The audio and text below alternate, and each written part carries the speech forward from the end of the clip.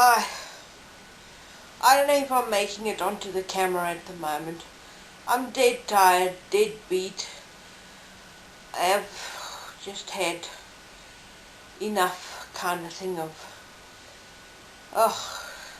packing and waiting and having a packed house, and I can moan and moan and moan, but anyways, it won't help. So, there's no rest for the wicked, right? Okay, so what I have to do is I have to do this story of what happened to me when I was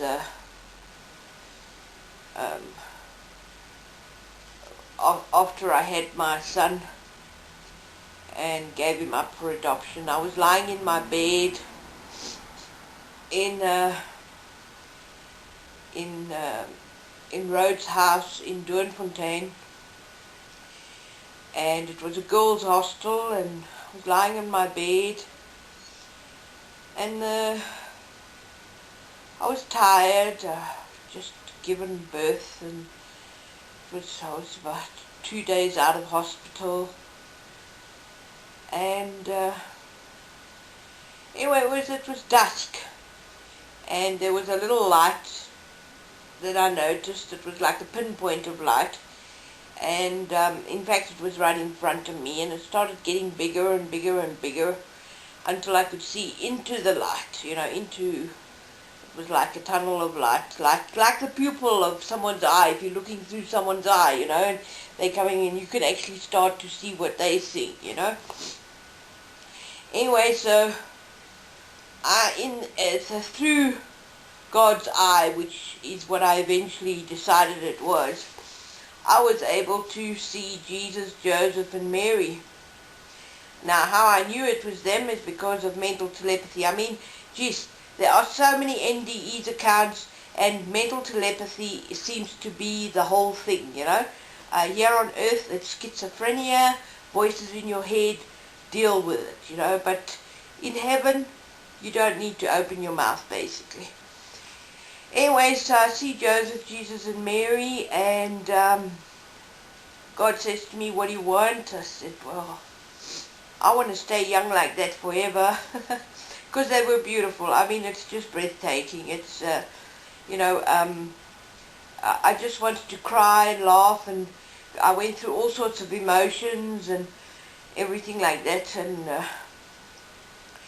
anyway, Jesus held his arms open, and I felt like I was flying, right? So, and Mother Mary gave me half a smile, and Joseph wasn't too, well, let's say he was impressive with his, when he was standing there, he held up something. I can't remember what it was. It looked like a little dead rat or a ferret or something, He was holding it up, and it was red anyway and bloody. It looked bloody. And he said,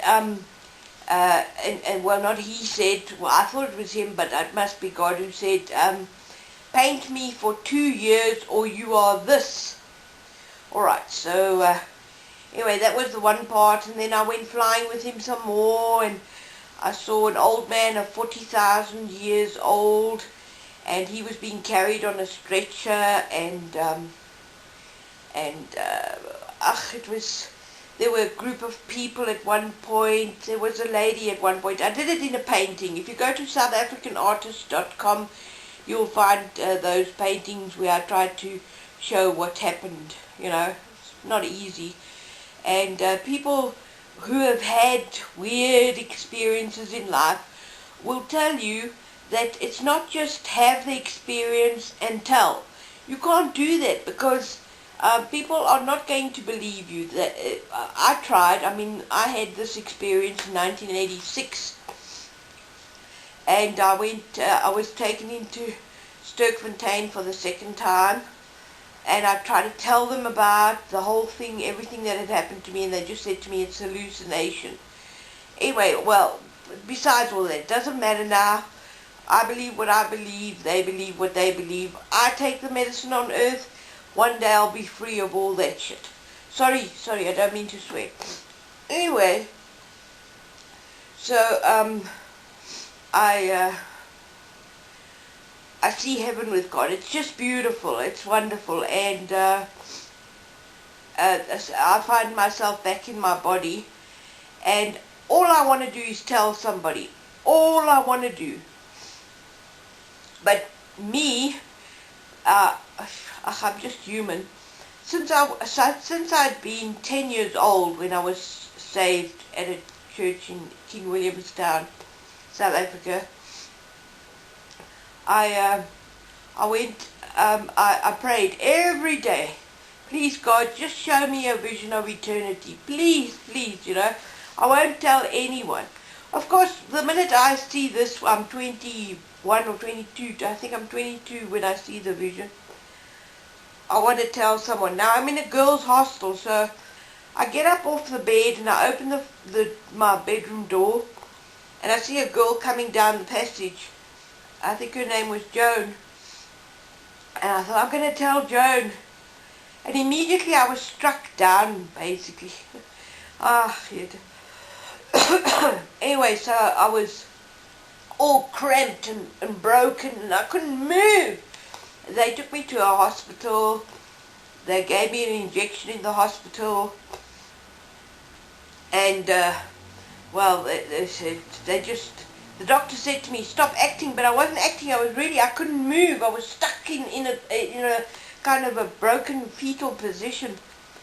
Anyway, gave me some kind of injection, and I eventually relaxed, and I came back to Rhodes House, and it was just amazing. So of course now I've got it in my head. I must paint for 2 years. I must paint him, and all sorts of things are going through my head, and I've realized obviously I mustn't tell anybody, I was struck dumb. Anyway, so I was sitting with my sketch pad, and I was trying to remember Mary's lips and the colour of the eyes of everybody I saw, etc., etc. So after that, a couple of, I don't know, a week, 2 weeks, 3 weeks, I'm not sure. Time was weird. I didn't know much about time after that. I mean, it was quite a trying time and everything. But anyway, I get this job to go as a cook, to go to Botswana and go and, they're going to go build a spa in Botswana. So me and the guy, we're getting the bakkie prepared. The bakkie's loaded with supplies. The other guys are all going to meet us there. And I mean, it's a long trip, Joburg to about 40 kilometers from Maun. That's our destination. So we're traveling, and we go. And of course I'm still chatting to God. I haven't stopped. I have, and I mean, it's not, of course, I'm not talking loud to him, it's just me and mental telepathy, let's put it that way. Anyway, we're talking and carrying on, and I'm not really paying much attention to anybody. And God says to me, well, what do you want? I said, oh, please, come on. Won't you just paint Jesus' face in the sky for me? Just once. I mean, it was a clear blue day.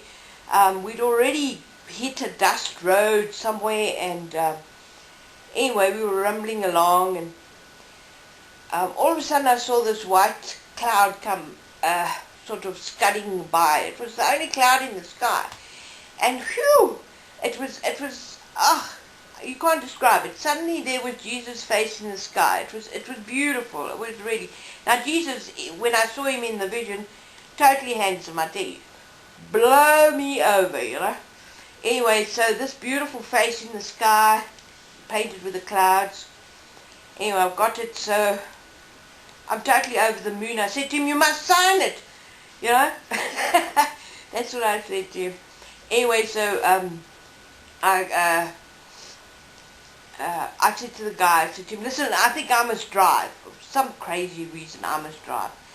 Anyway, so he relents. He stops the bakkie. I mean, we're on a dirt road. There was not much traffic on there. There wasn't any, actually. And I get into the driver's seat, and there we go. Now, I mean, I can't drive. I haven't got a license, nothing. I'm, 22 or so, and I floor it on this dirt road. And I look at the speedo, and we're going about 120, and I lose control, and we flip and roll over, and there the bakkie lies in the dust, and I've climbed out, and he's climbed out, he's nursing his head, but there's nothing wrong with me. I'm totally fine. I think it was such a gas. I was,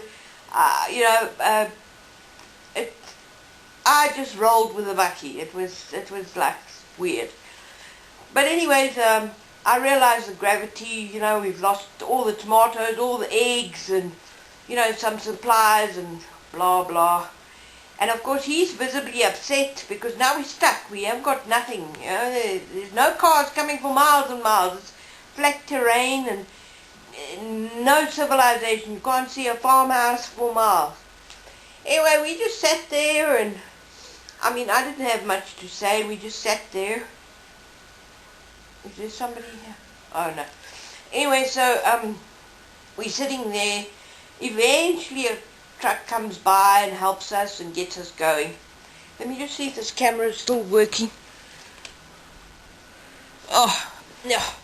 I'd really be upset if it wasn't working. You know how long it's taken me to get to this point where I can actually just talk about it to you on YouTube like I've been meaning to do for so long, and well, anyway, life goes on here. It just gets better and better, and it's harder and harder sometimes. So where was I? So yeah, a truck comes along, picks us up, takes us to our destination, which is a barren place. It's on the side of a river. There is nothing there. I learned later there's apparently a tribe that's living on the other side of the river. The river had a little island on it, and anyway, he set up the tent wasn't destroyed, and what supplies we had and everything. I think we were towed, yes, we were towed, because one day he said to me, the bakkie's yours, because it was stuffed. There was nothing to be done with it. It would never ride again. I think the wreck's still lying there. Anyway, so there we are at this place, 40 k's from Maun, and I'm still talking to God, not really paying attention to much what's going around me. And they set up the tent, and they make a shower, and they make an oven out of an anthill, and the other guys have arrived by this time, and they've set up their tents and etc. So we all camped out there. And anyway, so now I've said to God, you must sign the picture, and I mean, like, so it'd be amazing. And one day the guy wakes me up. He says, you must get up, you must come look at this. So I crawl out of the tent, and I come and stand with him, and he points to the mist. There's mist rolling in over the river, and it's billowing. You can't explain mist to somebody who's never seen it, but it's just, well, you can look it up, or ask somebody who's got the patience to tell you. So anyway, the mist is rolling in, and all of a sudden, it's like a big invisible finger signs the name God. Well, I knew it was God signing. It writes the name God, and I knew God was signing his name. And that was it. And it was like totally out of this world. I was bowled over. I didn't speak to anyone after that, I think I was blasé because I didn't believe anybody saw what I saw. And so I didn't say anything to anybody around me. I'd learnt I wasn't supposed to talk about this because otherwise I'd be struck again or something. Anyway, so I get going with my things, and I decide to myself, well, that's it. I'm going to walk away with God. I'm going to walk into the mist with him, basically. I'm just going to disappear from the planet basically, and walk with God, because I'm tired. I've done everything I'm supposed to do. I mean, when I was in 1981 or 82, I decided, no, it was 81 or 82. I decided that I was going to have a son, have a child, and I spoke to God about it, and I said to him, listen, I've had this head injury which happened early in 1981 or late, I can't remember. But I wasn't well. I knew there was something wrong with me, and somehow I knew I was going to end up not being sort of a normal person, because my head was messed, it was messed up. Couldn't think. I had to train myself to bath after the accident or the head injury, whatever, A guy, I was hiking and he pulled out a knife and tried, I don't know actually what he was going to do, but while he was driving fast, I jumped out of the car and tumbled down the tar road, and I swear I hit that tar hard. Oh, it was such a resounding, cracking blow. Anyway, so yeah, that's that, the head injury. So anyways, in 1981 or 82, I think it was early 82, I said to God, I'm going to, I mean, those days people had to wait up to 7 years to adopt a kid. 7 years, yeah, and they were childless, and I went through, well, anyways, I ended up in Sterkfontein. I was pregnant, and everything was arranged, and I gave my child up for adoption. I mean, like, that's the way I work with God, is that He's in control, right? He does everything, basically, and why He's in control of my life is because with my free will that He's given everyone, I said to Him, rather you be in control, because me, I'll make a stuff up of everything, I mean, I just haven't got that much faith in myself, so, besides, nobody does it better than Him, basically. Anyway, so, right, where was I? So, there we go, I got the God sign, and I'm going to walk away into the mist. And anyways, as I'm getting prepared, oh yes, I forgot to tell you about the fish. I said to God, now listen, I'm going to walk with you, away from all this civilization. How am I going to survive? I need food. Anyway, it wasn't long after that they woke me up again and said, there's a fish for you. It was a fish. I said, where did it come from? No, the kids that were playing in the river, a fish eagle came down, or an eagle, and caught a fish, dropped it, the kids picked it up and brought it over, and it was for me. So anyway, that was my sign that don't worry about food, I'll be provided for. So anyways, now I'm prepared and I've got my things and I want to go. And of course I haven't spoken to you. I'm not speaking to anybody around me. They must have thought I was totally nuts. So anyways, I get going, and just as I'm about to take that first step to walk away from civilization, this buggy stops, and I suddenly notice things about the guys around me. They've all got guns. And anyway, so the guy that pulled up in the Jeep, he says to me, get in. Now, I knew who he was. I mean, I knew everybody around. He says, get in, they're going to kill you. And I jumped in, I had everything ready anyway, and that was it. And he drove me all the way back to Springs, to my mother's house, where I was promptly put back in Sterkfontein, because I was in quite a state. I mean, I was thin as a rake, and I was, anyways, head injury, and whatever, all the traumas of my life, it was accumulation and my bubble burst basically here on earth. But besides that, I had my experience.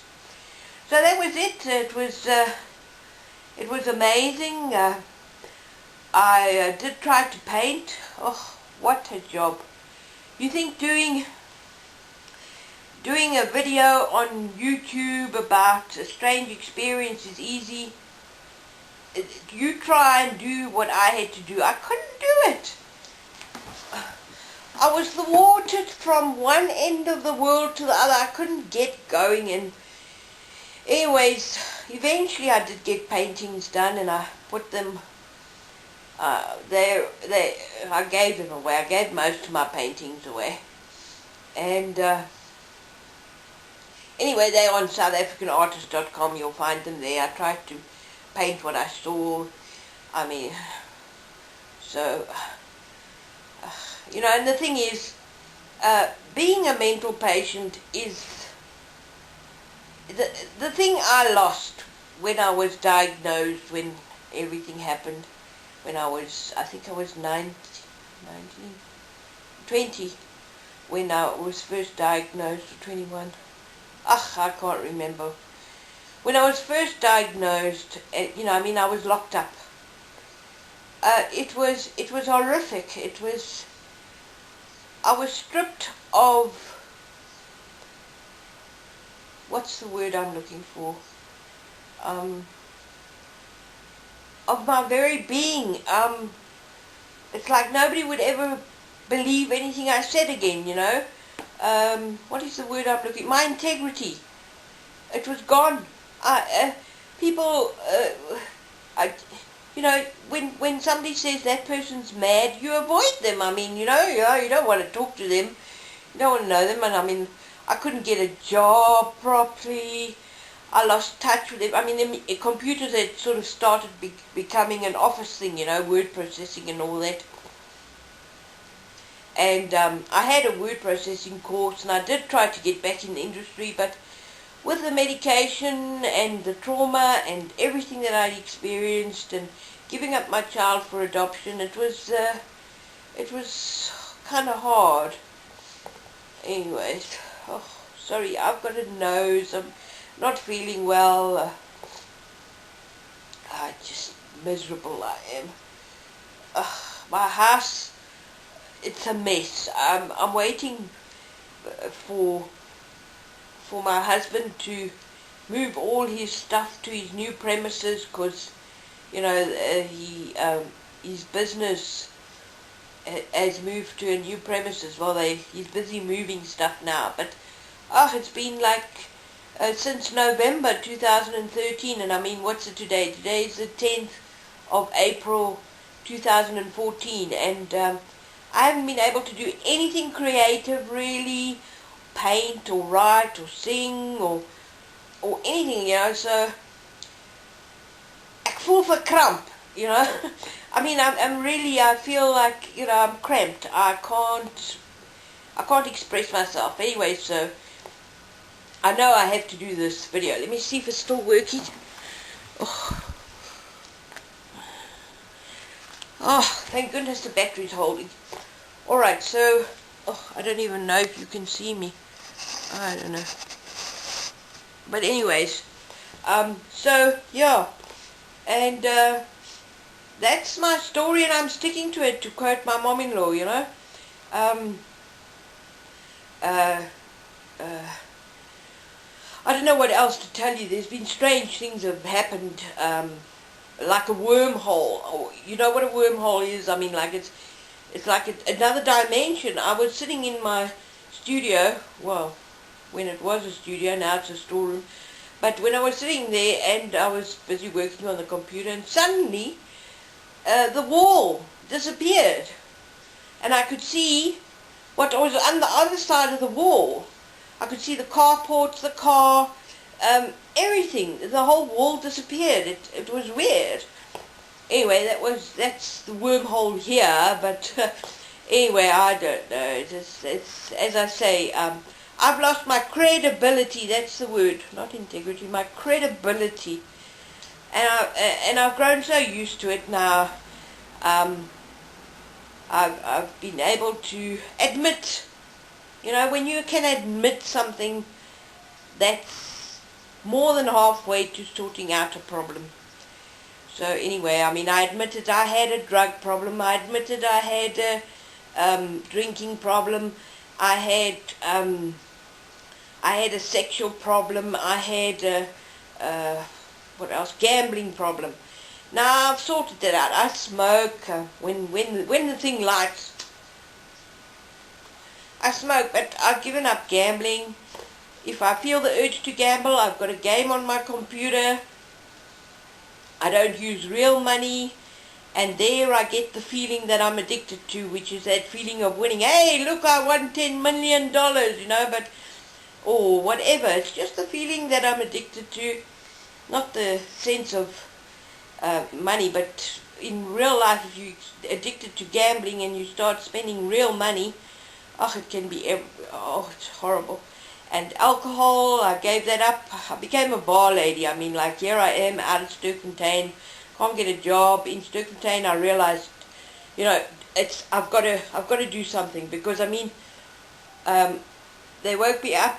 Everybody gets woken up in a institution at a certain time in the morning. Anyway, and I kept looking at my watch, and it was 11 o'clock, and I realized, hey, the ladies' bar is open. I must get out of here, But I mean, you're all locked up. Anyway, so I realized, hey, I've got a problem with drinking, because unfortunately I picked up a AA book. I read the 12 steps. And I thought, that's what I'm going to apply. And I did. For a job, when I got out, I thought, well, I better get a job. I became a bar lady. The first job I got fired on the first night because I got drunk. I mean, if you've got a problem with alcohol, you can't resist it. You don't realize the implications of alcohol and how it drags you down. So anyway, I gave that up. I mean, it took me 10 years or even more to give up drinking totally, like have it around me.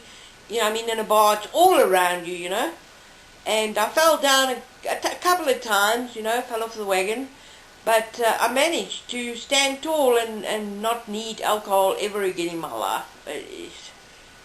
I can say no, I mean, like, you say, no, I don't want to drink.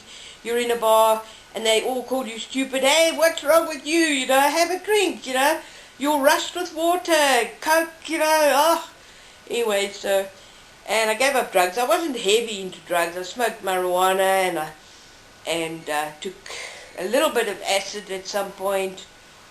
And I think that was all, really. And, but I gave that up. I don't find that there's much wrong with marijuana as such, but I'm allergic anyway. It makes me sneeze, and I don't feel comfortable with it, so it helped a lot, I mean, I can't stand the paranoia, and that's what I suffer from. I'm like a paranoid schizophrenic, so I have these issues with being out there. I don't want to be out there, I'm safe at home. I can't stand what's going on in the world nowadays. I mean, people are drowning and they're taking pictures and photographs. Oh well, here I am, and the battery, I know the memory got full. Can you believe it? Anyway, alright, so the memory was full. I was blathering on, and at least for 5 minutes after the battery, the memory got full, so I don't know what I was saying to you now, but anyway, so it's basically that life is strange. I mean, we can't get away from the fact that weird things happen to people, and there are people who are not going to understand. I mean, like, one man's truth is another man's lie, one man's lie is another one's truth. It's a world full of trickery. I always remember that Desiderato, you can Look it up if you want, the Desiderata. It's a beautiful like writing, short and sweet and concise, and captures basically life, what it's about basically. But anyway, so that's my story. I'm sticking to it, and yeah, anytime you want to write or anything, please feel free.